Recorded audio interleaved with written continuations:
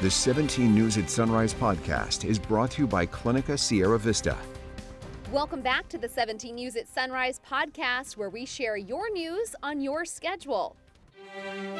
Working in the spirit of the Golden Empire, this is 17 News at Sunrise.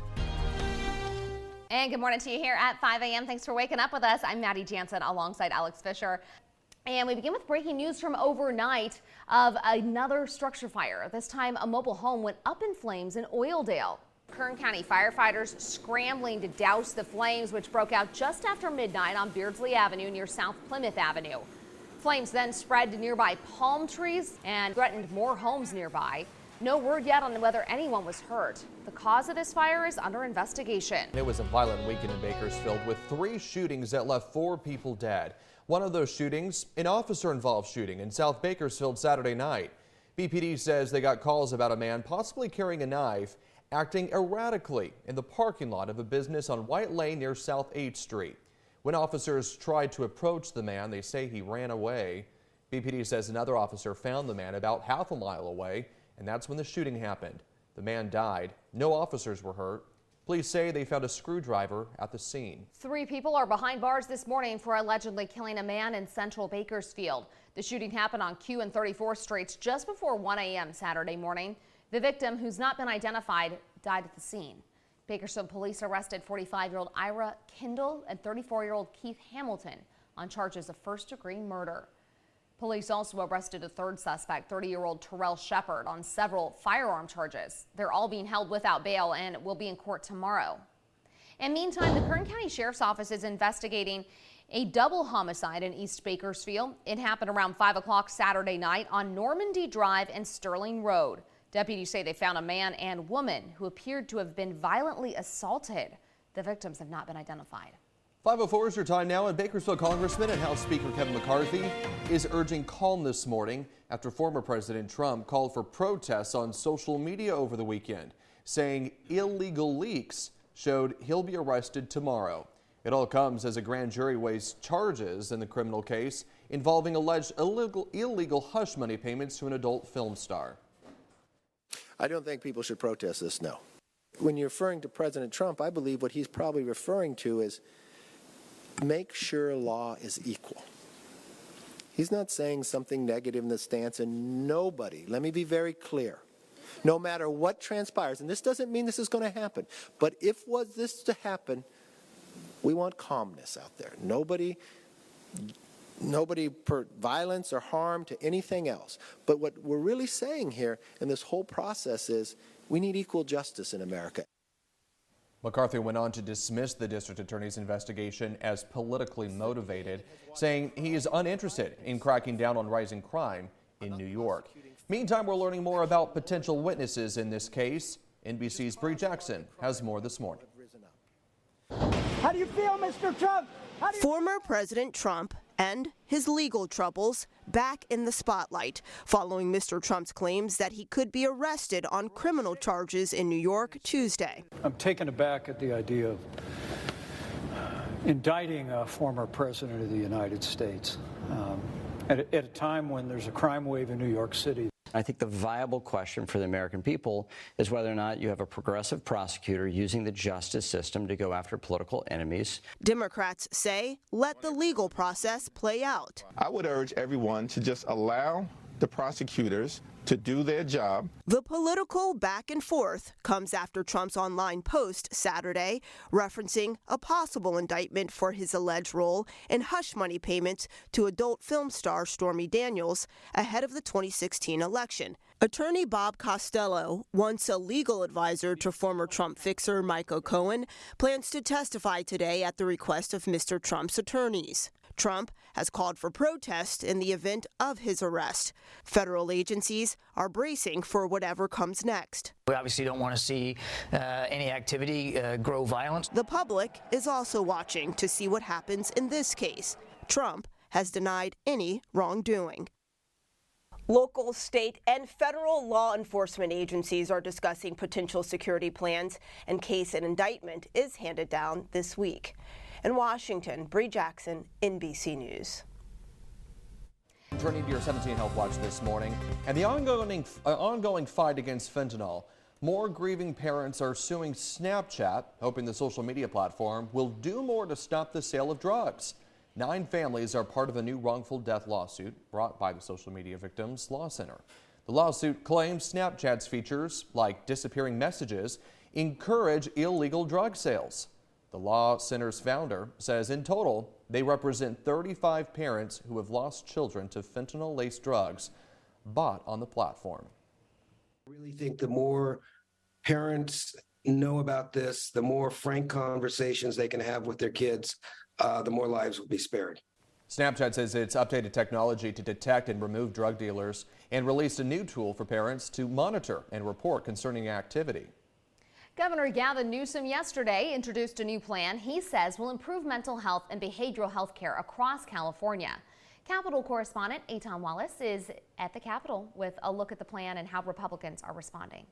Well, the governor says his proposal will raise money to, in his words, modernize California's behavioral health system, all part of a plan that will ultimately need final approval from you, the voters. We can fix this. Governor Gavin Newsom speaking with a sense of optimism as he announced his intention to place a multi-billion-dollar bond measure on the 2024 ballot, one he says will help the state treat people experiencing mental illness, substance use disorders, and homelessness. We have to address and come to grips with the reality of mental health in this state and our nation. It's unacceptable what we're dealing with at scale now in the state of California. That's why Newsom says he's proposing a $3 to $5 billion bond measure, the exact figure still in the works. He says it will create mental health treatment campuses across California that would be home to a combined minimum of at least 6,000 behavioral health beds. In his words, the sickest of the sick would have priority. To stabilize individuals that are in acute states of psychosis, people that are self-medicating with drug or alcohol addictions. We're fooling ourselves that if we don't address that fundamental need, that we can turn this thing around, that we can have the impact that we continue to promote. Speaking in San Diego at a soon-to-be psychiatric crisis unit, the governor is also calling for changes to the Mental Health Services Act passed by the legislature some 2 decades ago.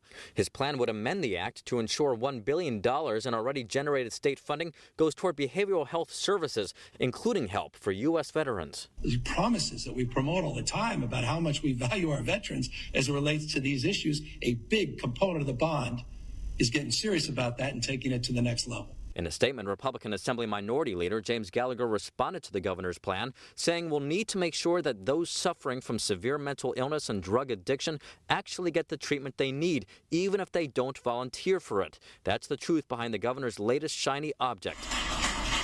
And as for the governor's tour, it includes a stop this afternoon at the U.S.-Mexico border, something he spoke about this weekend as the state works to address the opioid crisis. Too much of it is flowing across this border in the state of California, and we are mindful of that, and we are committed all prongs of our approach to fentanyl to address this crisis. We're taking it very, very seriously.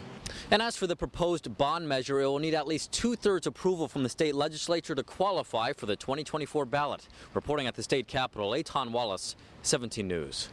Making headlines around the world this morning, the search for survivors continues after a major earthquake killed at least 15 people in southern Ecuador and northern Peru. Hundreds more have been hurt, and rescue teams are searching through the rubble for any people who might be trapped.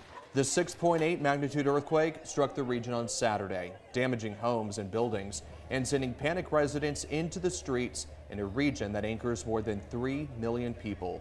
1 person died in Peru, while 14 others died in Ecuador. Russian President Vladimir Putin made 2 unannounced trips this weekend to Russian-occupied areas in Ukraine. Putin first traveled to Crimea on Saturday to mark the 9th anniversary of the Black Sea Peninsula's annexation from Ukraine. He also made a first-time visit to the illegally annexed port city of Mariupol. The trips come days after the International Criminal Court issued an arrest warrant for Putin, accusing him of committing the war crime of overseeing the unlawful abduction and deportation of children from Ukraine to Russia. At least 1 skier was killed and 2 others hurt after getting caught in a massive avalanche in western Colorado Friday. The avalanche happened in the upper Rapid Creek area and was 2 to 3 feet deep where it began and up to 500 feet wide. On Saturday, authorities recovered the body of 36-year-old Joel Shute of Glenwood Springs. He was buried in the avalanche that swept 2,400 feet down the mountainside. where the victims were backcountry touring. A skier and a snowboarder who were with Chute survived. According to officials, recent storms have raised avalanche risks in the area. Now to breaking news from Miami Beach, one of the nation's top spring break destinations. A curfew is now in effect after a state of emergency was declared. The crackdown follows a weekend that got out of control and eventually turned deadly. Guad Venegas is there, and a warning, some of these images may be disturbing to some. Chaos erupting on the streets of South Beach this weekend. Spring break interrupted by two deadly shootings. The first one on Friday night. Gunfire ringing out as restaurants were packed with customers. Crowds scrambling, ducking for cover. The shooting leaving one dead and another in critical condition. We're just out here to have a good time, and it shouldn't be like this. Can't be dodging bullets. It's crazy. They just killed somebody. Then again on Sunday. They giving that boy CPR. Another shooting at 3:30 on the famous Ocean Drive, killing one and wounding another. The mayor declaring a state of emergency and instituting a curfew. The volume of people in our city, the unruly nature of too many, and the presence of guns has created a peril that cannot go unchecked, especially in the evenings. Over the last 3 weeks alone, we have impounded over 70 firearms. All restaurants must close by midnight, and the sale of alcohol at stores stopped at 6 p.m. Officials hoping this stops the violence. Now, as I have said many times, we don't ask for spring break in our city. We don't want spring break in our city. Miami Beach is a popular destination for spring breakers, known for its wild parties and crowded scenes. The troubled paradise is closing down in hopes that there won't be another spring break tragedy. Stop the gun violence. We don't have time for that. Everybody young. We're trying to live life. We're trying to have fun. Working in the spirit of the Golden Empire, this is 17 News at Sunrise.